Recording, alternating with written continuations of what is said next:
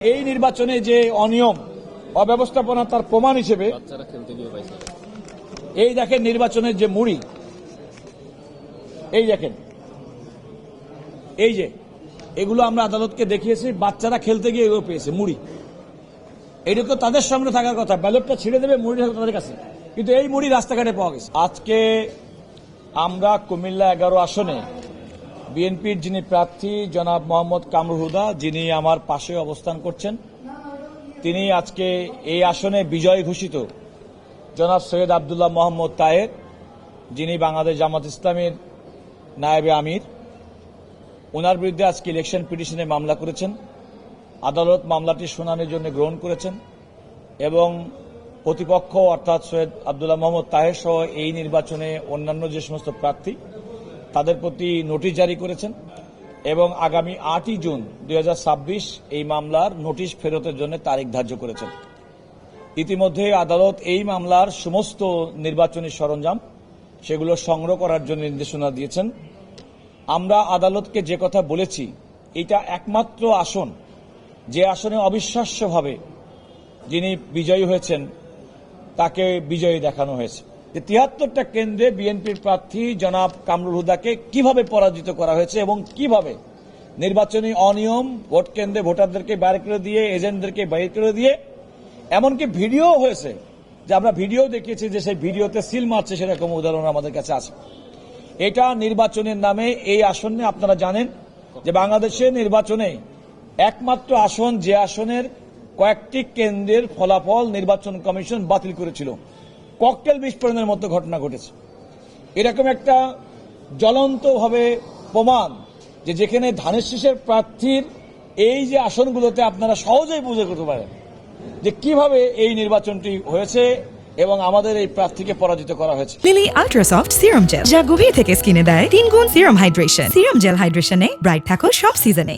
যে ধানের শীষের যে এজেন্ট, সেই এজেন্টের বাদ দিয়ে অন্য দলের প্রার্থী তাদেরকে ধানের শীষের এজেন্ট থেকে তাদেরকে স্বাক্ষর নেওয়া হয়েছে। মানে ম্যাল প্র্যাকটিস নির্বাচনের ক্ষেত্রে এরকম গ্লেয়ারিং এক্সাম্পল, এত জ্বলন্ত প্রমাণ ডকুমেন্টারি দেখা যায় না। বাংলাদেশে কোন অঞ্চল আছে যেখানে ধানের শীষের কোন প্রার্থী, জামাতের প্রার্থী 2000 ভোট পাবে আর উনি 25 ভোট পাবে, 21 ভোট পাবে? বাংলাদেশে এমনকি এর যে কোনো মানুষের কাছে কি বোধগম্য হতে পারে? এটা তো মহাশূন্য নির্বাচন হলে তো সেরকম হওয়ার কথা না। আদালতের কাছে এই প্রত্যেকটা ডকুমেন্ট দেখাতে সক্ষম হয়েছি। আদালত প্রাথমিকভাবে আমাদের সন্তুষ্ট হয়েছেন এবং সন্তুষ্ট হওয়ার পরে আমরা আদালত যে আদেশটি দিয়েছে আগেই বলেছি যে এই নির্বাচনী মামলাটি শুনানির জন্য গ্রহণ করেছেন এবং এই নির্বাচনের সঙ্গে সামগ্রিক সমস্ত কিছু সংগ্রহ করার জন্য বলেছেন এবং আগামী 8 জুন প্রতিপক্ষের পরে যে নোটিশ জারি করা হয়েছে সেই নোটিশ ফেরতের জন্য পরবর্তী তারিখ নির্ধারণ করেছেন। একইভাবে আমরা ময়মনসিংহ 2 বিএনপি প্রার্থী জনাব মোতাহার হোসেন তালুকদার, এই ক্ষেত্রে অবশ্য তিনি স্বতন্ত্র রিকশার প্রার্থী খেলাফত মজলিসের জনাব মোহাম্মদুল্লাহর বিরুদ্ধে তিনি মামলাটি করেছেন। এটাও আদালত একইভাবে আমাদের প্রাথমিক বক্তব্যে সন্তুষ্ট হয়েছে। মুড়িগুলো দেখি, এই যে দেখেন, আমরা এই নির্বাচনে যে অনিয়ম অব্যবস্থাপনা তার প্রমাণ হিসেবে এই দেখেন নির্বাচনের যে মুড়ি, এই দেখেন, এই যে এগুলো আমরা আদালতকে দেখিয়েছি, বাচ্চারা খেলতে গিয়ে এগুলো পেয়েছে মুড়ি।